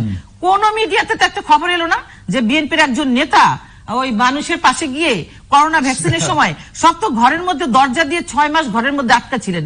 একজন মানুষও তো মারা গেল না, একটা বিএনপি নেতাকেও তো মরতে দেখলাম না করোনা রোগীদের। এই যে আওয়ামী লীগের এত ডজন ডজন নেতা মারা গেল, কর্মী মারা গেল, বিএনপির একজন নেতাকেও তো কোভিডে মারা যেতে দেখলাম না জনগণের পাশে গিয়ে। কোন একজন এমপিও তো, কোন একজন সংসদ বিএনপির একজন নেতাকে করোনায় ভুগতে দেখলাম না। হ্যাঁ, একজন মহানগরের নেতা মারা গেছে, একজন, সেটা অনেক পরে। আর শোনেন, স্বভাব যায় না মরলো, একটা প্রবাদ আছে। মিথ্যা কথাটা ছাড়েন, মিথ্যা কথা না ছাড়লে হবে না। 150 কোটি মানুষকে যদি করোনা ভ্যাকসিনে সবকিছু বিরোধিতা করা হলো আর বলে যে 150 কোটি মানুষ তো বাংলাদেশে নেই। না না, মানে আপনি বললেন 1.5 কোটি, 1.5 কোটি, সরি, আমি 1.5 কোটি মানুষকে দিয়েছেন, 1.5 কোটি পরিবারকে, 1.5 কোটি পরিবারকে। আমি তো বলি যে 100 পরিবারকেও বিএনপি থেকে কিছু দেওয়া হয়নি, কোন জায়গায় দেখা যায় নাই। আরেকটি বললেন, আরেকটা মিথ্যাচার করেছে। কি বলেছে? তারেক রহমান লন্ডনে বসে করোনার সেবা দিয়েছে। আমি সলিডারিটির কথা বলেছে, যাই হোক, আমি এই প্রসঙ্গে আপনাদের এক নেতা এই যে শাহজাহান ওমর সাহেব কি বলেছেন সেই কথাটা দিয়ে আমি শেষ করে দিই। শাহজাহান ওমর সাহেব বলেছেন, বলছে শোনেন, দল চালাতে হলে ওই লন্ডনে বসে বসে নেতাগিরি করা চলবে না। উনি তো আর ইরানের খোমেনি হয়ে যান নাই তারেক রহমান, এটা আমার কথা না, আমার দিকে তাকিয়েন না। ওই শাহজাহান ওমর সাহেব বলছে আপনাদের, তারেক রহমান খোমেনি সাহেব হয়ে যান না, যে ওখানে বসে বসে দল চালাবে আর করোনা রোগীর সেবা দিবে আর বাংলাদেশে পেট্রোল দিয়ে মানুষ পোড়াও। শোনেন, বাংলাদেশে আইসিটি অ্যাক্ট যদি না থাকতো তাহলে অনেক কথা বলতে পারতাম। যেহেতু আইনের আইসিটি অ্যাক্টে আমরা অনেক কথা বলতে পারি না। আপনাদের নেতা মির্জা ওবায়দুলের যে কাদেরের ভাই, সে বলছিল যদি সুষ্ঠু ভোট হয় নোয়াখালীর আঞ্চলিক ভাষায় বলল দরজা টুহায়া পাইতেন না, বলছিল না? আপনাদের নেতা ওই মির্জা কাদের যে বলছিল যে সুষ্ঠু ভোট হলে দরজা টুহায়া হইতেন না, তার মানে হলো যে আপনাদের জনগণ থেকে বিচ্ছিন্ন, এটা আপনাদের নেতারাই বলছে। আপনি দেখেন যে আওয়ামী লীগ ডিকটেট করে যে আমাদের কারে নমিনেশন দেব, আমরা কিভাবে নির্বাচনী প্রচার করব, আমরা কি করে, এটা আমার ব্যাপার। আমরা 900 জনের নমিনেশন দিই না 300 জনের নমিনেশন দিই, আমরা কাকে নমিনেশন আমাদের ব্যাপার। এই ব্যাপারে আপনি ডিটেক্ট করতে পারেন। আপনি যখনই ডিটেক্ট করেন তখনই বুঝি যে আপনার মধ্যে কোনো মতলব আছে, এই জন্য আপনি ডিটেক্ট। আমার পার্টি কিভাবে চলবে এটা আমি ভালো জানি। আপনি দেখেন এই যে চিটাগাঙে আমাদের এজেন্টদেরকে বের করে দেওয়া হলো, ওই যে বাকলিয়া যে মহিলা কেন্দ্রগুলো ছিল, টেলিভিশনগুলো দেখিয়েছে, তখন তো আমি জানতাম না নিউজটা, যে আমাদের মহিলা এজেন্টদের সব বের করে দিল। আমাদের মেয়র ক্যান্ডিডেট ডক্টর সাদাত সেখানে গেল এবং ওদের মহিলারা বলছে যে আমরা যখন ওই যে আপনার এই আঙুলের ছাপটা দিচ্ছি, ভিতরে যাওয়ার পরে আওয়ামী লীগের লোকজন বসে আছে, তারা বলছে যে দেখে নৌকায় ভোট দেওয়া হয়ে গেছে। মানে আমাদের যখন আইডেন্টিফাই করলো যে আমি ভোটার, ভিতরে যেতে হবে, ইভিএম এর বাক্স যন্ত্রটা আওয়ামী লীগের নেতাকর্মীর হাতে বন্দী, ইভিএম এর মেশিনটা তারা দখল করে নিয়েছে, বাইরে যাই কিছু হোক। একজন ভোটার যাচ্ছে ওইখানে, নৌকা অটোমেটিক্যালি আওয়ামী লীগের এজেন্ট না ভোট দিয়ে দিচ্ছে। আমাদের এজেন্টদের বের করে দিচ্ছে, পুলিশের সাথে কথা বলছে যে আপনারা এইসব আমাদের এজেন্টদের বের করে দিচ্ছে না, এরা রয়ে গেছে, পুলিশ পরে এগুলো উপরের থেকে নির্দেশ, এগুলো টেলিভিশনে আসছে বলে আমি বলছি, এটা আমার বানিয়ে কথা না। আমাদের এখন শুধুমাত্র গণমাধ্যম না, আপনার সামাজিক যে মাধ্যম আছে সমস্ত মাধ্যমে খবরগুলো চলে আসে। সুতরাং এই যে আপনার আমাদের উপরে যে আমাদের এজেন্টদের বের করে দেওয়া হচ্ছে, আমাদের ভোটারদের ভোট দিতে দেওয়া হচ্ছে না, এবং বিভিন্ন ভাবে যে আওয়ামী লীগ সন্ত্রাসী হয়রানি করছে, এটা তো আওয়ামী লীগের মির্জা কাদের সাহেব তিনি বলছেন। সুতরাং আপনার আপনি যে কথাগুলো বলছেন যে বিএনপির এখানে নমিনেশন দিতে হবে, আপনার কথা মতো যে আমি নমিনেশন দেব, এটা আপনি ভাবেন কি করে? আমাদের রাজনীতি আমাদের মতো চলবে। সুতরাং আপনারা যে একটা ফ্যাসিস্ট সরকার, এই ইভিএম পদ্ধতির বিরুদ্ধে এবং এই নির্বাচন কমিশনের বিরুদ্ধে জনগণেরও আস্থা নেই এবং সুশীল সমাজেরও আস্থা নেই। আমরা বলেছি যে এই নির্বাচন কমিশন এবং ল এনফোর্সিং এজেন্সিস গুলো এক হয়ে আপনাদেরকে সহযোগিতা করা, অর্থাৎ রাষ্ট্রযন্ত্রের বিরুদ্ধে লড়া কিন্তু খুব কঠিন। আপনারা 111-এর কথা বলছেন, 111-এ দেখেন আমাদের নেতাকর্মী, আমরা সবাই গ্রেপ্তার হয়েছিলাম, ফখরুদ্দিন মঈনুদ্দিনের বিরুদ্ধে আমরা আন্দোলন করেছি, আমি নিজেও গ্রেপ্তার হয়েছিলাম, কিন্তু আপনাদের নেত্রী কিন্তু বলেছিল যে 111 আপনাদের ফসল, তাহলে আপনি ফসলের বিরুদ্ধে আন্দোলন করবেন কিভাবে? সুতরাং আপনি তো ওইখানে আপনি আন্দোলন করেন, আপনি তো সহযোগিতা করেছেন, সক্ষতা করে তুলেছেন। আমি সেজন্যই বললাম যে 2008 সাল থেকে আমরা এখন পর্যন্ত আন্দোলন সংগ্রামে আছি এবং এই দেশে একদিন গণতান্ত্রিক সরকার এবং জাতীয়তাবাদী সরকার আমরা প্রতিষ্ঠিত করব, জনগণের সরকার। আপনারা যখনই দেশে একটা সুষ্ঠু নির্বাচনের ব্যবস্থা আমরা করতে পারবো এবং ইনশাআল্লাহ আমরা সেই দিকে আগাচ্ছি, একটি সুষ্ঠু নির্বাচনের ব্যবস্থা হবে। বিভিন্ন নির্বাচনে আপনারা যেভাবে কারচুপি বা ভোট সেন্টারগুলো দখল করছেন, জনগণের একদিন আপনার জেগে উঠবে আপনাদের বিরুদ্ধে। এবং ইতিমধ্যে আপনারা দেখেছেন বিভিন্ন জায়গা আপনাদের যে সংকট, আপনাদের প্রার্থী ভালো না, আপনাদের সন্ত্রাসী প্রার্থী দিচ্ছেন, অযোগ্য প্রার্থী দিচ্ছেন, তারপরে ভোট জোর করে দিচ্ছেন, জনগণকে ভোট দিতে, এই সমস্ত বিষয়গুলো আপনাদের বিরুদ্ধে আমাদের আছে। আর অনেক কথা তো বলতেই পারি না, আপনারা বলছি যে আইসিটি অ্যাক্টের কারণে আমরা অনেক কথা বলতে পারি না, যে কথাগুলো আপনি সহজেই বলতে পারেন। আপনাদের মন্ত্রী এমপি বা বিভিন্ন মানে আপনার আপ র্যাঙ্কিং এর লোকজনের বিরুদ্ধে আপনি আমার আপ র্যাঙ্কিং এর বিরুদ্ধে সমানে বলে যাচ্ছেন। আমি যদি আপনার আপ র্যাঙ্কিং কে বলতে চাই তাহলে কিন্তু আমি সমস্যা, আপনি তো সমস্যায় পড়বেন। আপনি তো সমানে যা ইচ্ছা, আপনার কোনো ফাউল নেই, কোনো পেনাল্টি নেই, কোনো অফসাইড নেই, আপনি সমানে বলতে পারেন। আমাদের অনেক কিছু মাথায় নিয়ে কথা বলতে হয়। সুতরাং মনে রাখবেন যে যদি একবার জনগণের কাছে আপনারা যান তাহলে কিভাবে প্রত্যাখ্যাত হবেন, মনে রাখবেন যে আপনাদের ওই মির্জা কাদেরের একটা কথা, পিছনের দরজা আর খুঁজে পাবেন না, কিন্তু খিড়কি দরজা দিয়েও পালানোর সুযোগ আর পাবেন না। এটা কিন্তু আপনাদের নেতা মির্জা কাদেরই বলেছেন। সুতরাং দেশের গণতন্ত্র ফিরিয়ে দিন এবং মানুষের কথা বলার অধিকার দিন এবং এই যে নেতাকর্মীর বিরুদ্ধে, আমাদের পূর্বপুরুষদের বিরুদ্ধে, ইভেন আমাদের নেতৃত্বের বিরুদ্ধে যে সমস্ত অপপ্রচার আপনারা করেন, বাজে কথা আপনারা বলেন, আপনারা যদি দেখেন তারেক রহমানের বিরুদ্ধে আপনি বলেছেন যে দুর্নীতির কথা বলেছেন, আমাদের এই কোর্টের বিচারপতি, এই যে ম্যাজিস্ট্রেটের একজন জজ সাহেব, তিনি কিন্তু তাকে নির্দোষ প্রমাণিত করেছেন এবং তিনি কোনো দুর্নীতির সাথে জড়িত নয়। এবার তিনি কিন্তু প্রমাণ করেছেন এই কোর্ট থেকে, ম্যাজিস্ট্রেট কোর্ট বা জজ কোর্ট থেকে। তারপরে সেই ম্যাজিস্ট্রেট এবং জজ সাহেবকে আপনারা দেশ ছাড়া করেছেন এবং আজও বাংলাদেশের বিচার ব্যবস্থায় তিনি যে নির্দোষ, এই অর্থকালীন দুর্নীতির সাথে জড়িত না, বরঞ্চ এই আওয়ামী লীগ আমলে লাখ লাখ কোটি টাকা যে আপনার দেশ থেকে পাচার হয়েছে, বাংলাদেশ ব্যাংকের রিজার্ভ চুরি হয়ে যায়, যেখানে ভল্টের সোনা তামা হয়ে যায়, কয়লা খনির কয়লা আপনার পাথর হয়ে যায়, ছাই হয়ে যায়। আপনি দেখেন, আপনি এই যে করোনার সময় যে স্টিমুলেশন প্যাকেজ 2,500 টাকা করে একজন জনগণের, সেই টাকাও আপনাদের নেতাকর্মীরা জোর করে খেয়ে ফেললো। সুতরাং আপনারা যে পরিমাণ দুর্নীতি এবং অসততার সাথে জড়িত হয়েছেন, একবার যদি জনগণের কাছে যান, জনগণ কিন্তু আপনাদের কাছ থেকে মুখ ফিরিয়ে অলরেডি নিয়েছে। কখনো সুষ্ঠু নির্বাচন হয়, আপনাদের হাতে মানুষ আবারও সেই এই দেশে মনে করেন নির্বাচনের যে, আমি আরেকটি কথা বলতে চাচ্ছিলাম যে নির্বাচনের যে দুর্নীতি হয়, নির্বাচনের যে সমস্যা 73 থেকে শুরু হয়েছে। এটা আপনি ভালো, বাংলাদেশের ইতিহাসে স্বাধীনতার পরের ফার্স্ট নির্বাচন 73। এইখান থেকে কিন্তু নির্বাচনে ম্যানিপুলেশন, নির্বাচনে রাহাজানি, মারামারি, নির্যাতন, চুরি, রিগিং সব শুরু হয়ে গেছে 73 থেকে। সেই 73 সেই ভার্সন বাকশালী তখনও বাকশাল হয়নি, সেই 73 ভার্সন তৈরি হয়েছে 2008, 14, 18, মানে এখানে 14 সালে তো ভোটারবিহীন নির্বাচন, 18 সালে তো রাতের নির্বাচন, দিনের নির্বাচন রাতে হয়ে গেল, 8 সালের নির্বাচন তো 9 সালের নির্বাচন, যে নির্বাচন আমি নিজেও প্রতিদ্বন্দ্বিতা করেছিলাম, যে পুরো দেশ আপনার নির্বাচন ব্যবস্থার সাথে যারা জড়িত তারা সব আওয়ামী লীগময় হয়ে গেল। আমিও তখন ঢাকায়, এই যে ঢাকা 18 আসনের কথা বলেন, ওইখান থেকে আমি নির্বাচন করেছিলাম। আমাদের এখানে নমিনেশন নিয়ে আমরা কাকে নমিনেশন দিব, আমাদের 2জন প্রার্থী ছিল, মহাসচিবের কাছে কে বিদ্রোহ করেছিল আমাদের নিজস্ব ব্যাপার। আপনি এই ব্যাপারে যখন কথা বলেন তখন তো আমরা এর মধ্যে বুঝি যে আমার মনে হয় ঠিক কাজটি করেছি।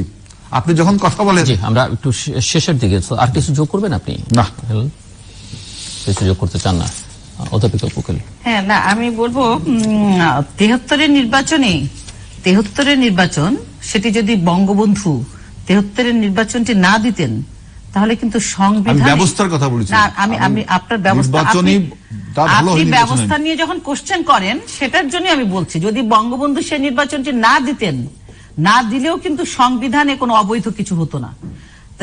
যেই নেতা তারপরেও 73-এর নির্বাচন দিয়ে আরো সংশোধন করবার চেষ্টা করেছিলেন যে আমি স্বাধীন বাংলায় নির্বাচন দিয়ে আমি পার্লামেন্ট বসাবো, সেই নির্বাচন নিয়ে যখন কথা বলেন তখন তো আপনি আর কিছুদিন পরে বলবেন যে কেন যে দেশটি স্বাধীন করলো বঙ্গবন্ধু, 1971-এ আওয়ামী লীগ কেন স্বাধীন করেছিল, এটাই ছিল মহাপাপ। যদিও এই কথা আপনারা আড়ালে আবডালে সবসময় বলেন। আচ্ছা, এবার আপনি বললেন যে আমি নেতৃত্বে মির্জা কাদের সাহেবের সম্পর্কে যে কথাটি আপনি বারবার এক্সাম্পল দিলেন, গণতান্ত্রিক প্রক্রিয়া, সব ব্যক্তির কথা বলবার রাইট আছে। উনি কি বলছেন সেটা একটু বলেন। আমি বলছি, আপনি তো আমাকে কথা বলতে দেন না। আমি আমার কথাটা যদি আপনি মনে করেন যে আমি কিছু বাদ রেখেছি, পরে আপনি আপনার সময় সেটি বলেন যে আমি এটা ভুল বলেছি। আচ্ছা, মির্জা কাদের সাহেব যেটি বলেছেন তার গণতান্ত্রিক অধিকার থেকে তিনি কাউকে যদি কিছু বলতে হয় সেটি বলেছেন। হ্যাঁ, আর পাশাপাশি আমি এই কথাও বলবো যে আপনার নেতৃত্বের বিরুদ্ধে বাজে কথা কিন্তু আমি বলি নাই ব্যক্তিগতভাবে, আমি এক্সাম্পল দিয়েছি। ঠিক তেমনি মির্জা কাদের সাহেব যেমন গণতান্ত্রিক প্রক্রিয়া আমরা মনেই করি যে কেউ তার অবস্থান থেকে কথা বলতেই পারেন, ঠিক তেমনি আপনার বিএনপির চেয়ারপারসন শাহ মোয়াজ্জেম হোসেন তিনি যে কিছু সত্য কথা বলে ফেলেছেন এবং সেই জন্য তাকে যে শুলে চড়িয়েছেন, শোকজ করিয়েছেন, সেই রকম যে একটি কথা আমি একটু বলি সবার সামনে। যেমন উনি বলেছেন, শাহ মোয়াজ্জেম সাহেব, বেগম জিয়া কিসের আপোষহীন? উনি বলেছেন আপোষ না করলে উনি কিভাবে বের হলেন, সরকারের অনুকম্পা নিয়েই তো উনি বের হলেন। উনি এই সত্য কথাটা বলেছিলেন। সেই সত্য কথা বলার কারণে ওনাকে কি নাজেহাল করলো বিএনপি। আর উনি বলেছেন যে শুনি যে খুব নাকি অসুস্থ বেগম খালেদা জিয়া, তাহলে উনি দল কিভাবে চালাবেন? দলটা উনি ধরে রেখেছেন কেন? এটা কি উনি অসত্য কথা বলেছেন? গণতান্ত্রিক চর্চায় উনি অসত্য কথা বলেননি, কিন্তু ওনাকে শোকজ করেছেন। তারপর রাজনীতি করার জন্য কিছু লেখাপড়ার প্রয়োজন হয়, সেটা ওনার নাই। অভিজ্ঞতারও দরকার হয়, সেটাও নাই। তিনি কেন জিয়াউর রহমানের হত্যার বিচার চাইলেন না? এই কথাটা বলেছেন বলে বিএনপির থেকে শাহ মোয়াজ্জেম সাবরে, অত বড় একজন নেতা, তাকে কি অপমানিত হতে হয়েছে বলেন? তিনি আরেকটা কথা বলেছেন যে শাহ মোয়াজ্জেম সাহেব বলেছেন যে বেগম খালেদা জিয়ার রাজনৈতিক ভবিষ্যৎ আল্লাহ বলতে পারেন, জনগণ বলতে পারেন না। বলেছেন উত্তরাধিকার সূত্রে প্রাপ্ত রাজনীতি, লেখাপড়া না জানা একজন মহিলা, আমি তো কোনো তার মধ্যে রাজনীতি দেখলাম না। আর বদরুদ্দোজা চৌধুরী, উনি জিয়াউর রহমানের মাজার, উনি বলেছেন যে জিয়াউর রহমানের লাশ ওখানে আছে, এটা আমি বিশ্বাস করি না বলে আমি ফুল দিতে যাইনি, সেই কারণে ওনারা বঙ্গভবন থেকে টেনে হিসড়ে নামিয়ে দিয়েছেন। তো দলের মধ্যে গণতান্ত্রিক চর্চা থাকাটা কোনো অন্যায় না, অপরাধ না। কিন্তু জনগণের দোহাই দিচ্ছেন যে জনগণ আওয়ামী লীগকে ভোট দেবে না আর বিএনপিকে ভোট দেবে, বিএনপিকে জনগণ কেন ভোট দেবে সেটাও আপনি একটু জনগণকে বলে যাবেন যে কেন ভোট দিবে, কি জনগণের জন্য বিএনপি করেছেন যে কারণে জনগণ বিএনপিকে ভোট দেবে। আচ্ছা, জজ সাহেব 100 কোটি টাকা নিয়ে ঘুষ খেয়ে যদি রায় দিয়ে পালিয়ে যায় তাহলে সরকারের কি করার আছে? উনি কেন আবার চলে গেছে সেই তারেক রহমানের নির্দেশে মালয়েশিয়া পড়ে আছে কেন? ওনাকে তো কেউ তাড়ায়নি, ঘুষকে ধরা পড়ে গিয়ে উনি চলে গেছে, সেটিকে টকশোতে বলার কি আছে? আর বারবার আমাকে বলেছেন যে নমিনেশন আপনাদের, সেটা নিয়ে আমাদের কথা বলার রাইট নাই। এটা কিন্তু ঠিক না। রাজনৈতিক একটি দল, সেই দলটি কারো ব্যক্তিগত প্রপার্টি না। একটি রাজনৈতিক দল জনগণের জন্য, জনকল্যাণের জন্য, সেই দলটির ভালোর বিষয়ে যেমন আলোচনা সমালোচনা থাকবে, ভালোর ব্যাপারগুলো যেমন আসবে, এবং তারা যদি কোনো খারাপ করে সেটিও কিন্তু সকলেই আলোচনা করতে পারে। সেই ক্ষেত্রে বিএনপি নমিনেশন বাণিজ্য, এটি নমিনেশন দেবার যে ক্রাইটেরিয়া আছে, নির্বাচন কমিশনেও কিন্তু নমিনেশন দেবার ক্রাইটেরিয়া আছে। তৃণমূলের ভোট নিতে হবে, তৃণমূলের ভোটে যাওয়া অথবা মতামত নিতে হবে, তারপরে একজন প্রার্থীকে যাচাই করতে হবে। এটা নির্বাচন কমিশনের লতে আছে, কিন্তু বিএনপি সেটি ফলো করে না। আর নমিনেশন বাণিজ্যটা এটা বিএনপির লোকরাই, বিএনপির নেতাকর্মীরাই এই দাবি উত্থাপন করেছে। গুলশানের অফিস ভাঙচুর করেছে, পল্টনের অফিস ভাঙচুর করেছে শুধুমাত্র মনোনয়ন বাণিজ্যের জন্য। বরিশালের এক নেতা তারেক রহমানকে টাকা দিয়েছে, নমিনেশন পায়নি, তখন সকল বিবৃতি দিয়েছে। মার্কেন্টাইল ব্যাংক ব্রাঞ্চের উত্তরবঙ্গের এক নেতা ওই গত নির্বাচনে, লোকাল গভর্নমেন্ট নির্বাচনের সময় টাকা নিয়েছে, সেই টাকা ব্যাংকে জমা হয়েছে, সেটি ধরা পড়েছে। তো এই যে কাজগুলো হচ্ছে, সেই কাজগুলো নিয়ে এই নমিনেশন বাণিজ্য না নিয়ে যদি যোগ্য প্রার্থীকে ভোটে দাঁড়ান, আমার কথাটা আসছে সেই কারণে। আপনি যখন বলেন যে ভোট ঠিক হয় না, ভোটে আমরা পাশ করি না, ভোট জনগণ দেয় না, এজেন্ট বের করে দেন, তখন আমার সেই প্রসঙ্গে কথা বলছি যে একজন প্রার্থী যদি ঠিক না হয় তাহলে কিন্তু সে এজেন্টও যেমন দিতে পারে না, জনগণও তাকে ভোট দেয় না। আর ইভিএম এর উপর আস্থা বিএনপির কোনো দিনই থাকবে না, কারণ এখানে ভোট চুরির কোনো বিষয় নাই, ভুয়া ভোটারের কোনো বিষয় নাই। কারণ ইভিএম কোনো দিনই বিএনপি পছন্দ করতে পারে না। যারা 1,23,00,000 ভুয়া ভোটার লিস্ট তৈরি করে, ভুয়া ভোটার লিস্ট করে যারা 2001-এ ক্ষমতায় দখল করেছে, তারা কোনোদিনই ইভিএম বা এইরকম একটি টেকনিক্যাল, একটি আধুনিক ডিজিটাল মেথড, সেটাকে তারা স্বীকার করবে না। আমি থামিয়ে দিচ্ছি আপনাকে, আসছে জাস্ট 30 সেকেন্ডসে কিছু যোগ করতে। আমি বলছি যে উনি শাহ মুয়াজ্জমের কথা যেটা বলেন, শাহ মুয়াজ্জম সাহেব এরকম পপুলিস্ট কথাবার্তা বলার জুরি মেলা ভার, এটা আপনারা সবাই জানেন। 90-এর গণঅভ্যুত্থানে তিনি প্রেস ক্লাবে দাঁড়ায় কি কথা বলেছিলেন, তিনি তো আপনার দলের এইরকম পপুলিস্ট না, উনি কিন্তু পপুলিস্ট কথা এরকম বলে, এটা সারা বাংলাদেশের লোক জানে। এবং তাকে যে শোকজ করা হয়েছে, এটা পলিটিক্যাল একটা সংস্কৃতি, এটার বিরুদ্ধে বলার কিছু নেই। আমরা আমাদের নেতৃবৃন্দ কখন কি বলবে না বলবে সেটা তাদের ডেমোক্রেটিক রাইট আছে বলছে, এবং আমাদেরও ডেমোক্রেটিক রাইট আছে শোকজ করা পার্টি থেকে, আমরা সেটা করেছি। এটা অযাচিতভাবে তুলে আনা হলো। আর আপনি যে নমিনেশন বাণিজ্যের কথা বললেন, যে বর্তমান যে শাসক গোষ্ঠী 3বার নমিনেশন বাণিজ্য করলো, সারা বাংলাদেশের মানুষ জানে। আমাদের দলে যদি নমিনেশন বাণিজ্য হতো, তাহলে আমরা যারা ছাত্র নেতা আছি, আমরা কিন্তু নমিনেশন পেতাম না। আমরা প্রায় 70 থেকে 80 জন ছাত্র নেতা আমরা এবারও নমিনেশন পেয়েছি, প্রত্যেকবারই। এবং আমাদের চেয়ারম্যান বেগম খালেদা জিয়া, ভারপ্রাপ্ত চেয়ারম্যান বর্তমান তারেক রহমান, আমাদের এই সমস্ত ছাত্র নেতাদেরকে যারা তৃণমূল পর্যায়ে রাজনীতি করে এবং জনগণের সাথে সম্পৃক্ত হচ্ছে, আমরা বহু লোক। আপনি দেখেন, আমি সেই 2007 সাল থেকে নির্বাচন করছি, আমার বয়সে অনেক লোক এখনো অনেক জায়গায় নমিনেশন পাইনি। আমি কিন্তু 3-4 বার নমিনেশন পাইছি দল থেকে। আমার মতো এরকম 50 থেকে 60 জন যারা কিন্তু নমিনেশন বাণিজ্য যদি বিএনপিতে হতো, তাহলে কিন্তু আমরা নমিনেশন পাতাম না। বিএনপি একমাত্র আপনার জনগণের সাথে সম্পৃক্ত মানুষদের নমিনেশন দেয়। আমাদের বিরুদ্ধে এরকম অপপ্রচার তারা সবসময় ছড়াচ্ছে। আমি বলবো যে আইসিটি অ্যাক্টে কিন্তু বিএনপির কোন নেতাকর্মীর নামে মামলা হয়নি। কাজে আপনি যে বলছিলেন যে ভয় পাচ্ছেন, এটাও আমি বলবো যে এটি একটি লোক দেখানো কথা। আর আপনারা যারা টকশোতে বসে ফ্রিলি যা ইচ্ছে তাই কথা বলেন, তার এগেইনস্টে কোথাও সরকার দ্বারা আপনারা লাঞ্ছিত হয়েছেন, এইরকম প্রমাণ কিন্তু নাই। কাজে এইগুলো কথা অযাচিত কথা। আমি বলবো সর্বশেষ যে আমাদের যে সুসংবাদ এখন আসছে, করোনা ভ্যাকসিন এসছে বাংলাদেশে, প্রত্যেকটি মানুষের দ্বারে দ্বারে এই ভ্যাকসিন পৌঁছে দেওয়ার জন্য সকল দল মত নির্বিশেষে সকলের সেই সহযোগিতা কাম্য। এবং এটিকে নিয়ে অপপ্রচার বা এই জনগণের মন বিষিয়ে দেওয়ার জন্য করোনা ভ্যাকসিন নিয়ে কেউ যেন কোন রকম ষড়যন্ত্র বা মিথ্যাচার করতে না পারে, সেটি যেন দেশবাসী সজাগ থাকে এবং এটির বিরুদ্ধে যেন জনরোষ তৈরি হয়। সবাই নিরাপদে থাকুক, সবাই সুস্থ থাকুক, যারা মারা গেছেন তাদের আত্মার শান্তি কামনা করছি। এবং এই ভ্যাকসিন এসছে, আর যেন একটি মানুষও করোনা রোগে তাদের মৃত্যু না হয়, সেটি আমাদের প্রত্যাশা। দর্শক, আমরা অনুষ্ঠানের শেষ প্রান্তে তৃতীয়মত সম্পর্কে আপনারা লিখতে পারেন ডাকি, ইমেল, SMS এর মাধ্যমে, ইন্টারনেট, আমাদের অফিসিয়াল ওয়েবসাইট অথবা সোশ্যাল মিডিয়াতে যেসব পেজ রয়েছে সেসব পেজে আপনাদের মতামত রাখতে পারেন। আর আপনাদের মতামত আমাদের অনুষ্ঠান তৃতীয় মাত্রায় আপনি দেখতে পাবেন প্রতি বৃহস্পতিবার এবং শুক্রবার বাংলাদেশ আমরা দুটোই, সোমবার সকাল 11:30 এবং শুক্রবার দুপুর 1:30টায়। দেখবার আমন্ত্রণ রয়েছে তৃতীয় মাত্রায় পর্বটি আপনি সামাজিক যোগাযোগ মাধ্যম ফেসবুকে সরাসরি দেখতে পারেন। ফেসবুকে এখন তৃতীয় মাত্রা লাইভ স্ট্রিমিং হচ্ছে, আর iOS ডিভাইস থাকা অ্যাপ স্টোর থেকে তৃতীয় মাত্রায় আপনি ডাউনলোড করে নিতে পারেন। তৃতীয় মাত্রা দেখবার জন্য, অনুষ্ঠান সম্পর্কিত তথ্যাদি জানবার জন্য আজিজুল বারী হেলাল এবং অধ্যাপিকা উকিল অসংখ্য ধন্যবাদ আলোচনা শুনবার জন্য। দর্শক, আমরা দুটো বিষয় নিয়ে প্রধানত কথা বলেছি, কিন্তু শাখা প্রশাখা ডালপালা অনেক বিস্তৃত হয়েছে। মূল কথা যেটি, যে কোভিড মানুষকে একটা অন্য জগতের মধ্যে ফেলে দিয়েছে এবং এত চরম অনিশ্চয়তা উদ্বেগ উৎকণ্ঠা সময় পৃথিবী এর আগে কখনো পার করেনি। ভ্যাকসিন অনেকের মধ্যে আশা জাগিয়েছে। অনেকেই মনে করেন যে কোভিড ছিল 2020-এ কোভিডের বছর এবং 2021 যেন ভ্যাকসিনের বছর হয় এবং সেখান থেকে এক ধরনের নতুন করে মানুষ যাত্রা শুরু করতে পারে নতুন বিশ্ব ব্যবস্থায়, সেরকম একটা ধারণা। বাংলাদেশে ভ্যাকসিন শুরু হয়েছে, গতকাল থেকে দেয়া শুরু হয়েছে, উদ্বোধন হয়েছে। আমরা আশা করি যে ভ্যাকসিন নিয়ে যে বিভ্রান্তি আছে, যে আস্থাহীনতা আছে বা সংকট আছে বা কোভিডের অভিজ্ঞতার আলোকে অনেকের মধ্যে যেসব উদ্বেগ উৎকণ্ঠা আছে সেগুলো কেটে ভ্যাকসিনের নিরাপদ প্রয়োগ হবে এবং মানুষ তা থেকে উপকৃত হবে, বাংলাদেশ কোভিড মুক্ত হবে, এটি আমাদের সকলের প্রত্যাশা। এবং সরকারের দায়িত্ব হচ্ছে মানুষের মধ্যে যে উৎকণ্ঠা উদ্বেগ আছে সেগুলো কাটিয়ে তুলবার।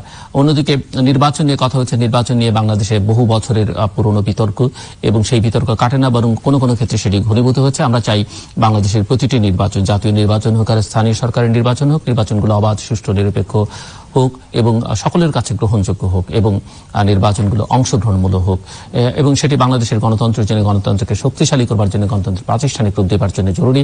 সেটি হয়তো এখন বোঝা যাচ্ছে না, কিন্তু ধীরে ধীরে এই নির্বাচনী ব্যবস্থা যত দুর্বল হবে, গণতন্ত্র তত দুর্বল হবে এবং তার জন্য যে সংকট তৈরি হবে, সেই সংকট শুধু দেশবাসীকেই ভোগাবে না, দেশে যারা নেতৃত্ব দিচ্ছেন, রাজনৈতিক নেতৃত্বে আছেন, সরকার এবং বিরোধী দলের প্রত্যেককেই ভোগাবে। এবং বাংলাদেশের অর্থনৈতিক উন্নয়ন, অগ্রযাত্রা নিয়ে যেসব কথাবার্তা অনেকেই বলছেন সেগুলোও কিন্তু টেকসই হবে না যদি না আমরা রাজনৈতিক উন্নয়নটা ঠিকঠাক মতো করতে পারি। কাজে রাজনীতিকে শুদ্ধকরণের কাজটাও কিন্তু আমাদের রাজনৈতিক নেতৃত্বকে করতে হবে, সেদিকে মনোযোগ দেওয়াও অত্যন্ত জরুরি। দর্শক, আমাদের সাথে থাকবার জন্য অসংখ্য ধন্যবাদ। আপনাদের সবার জন্য শুভকামনা।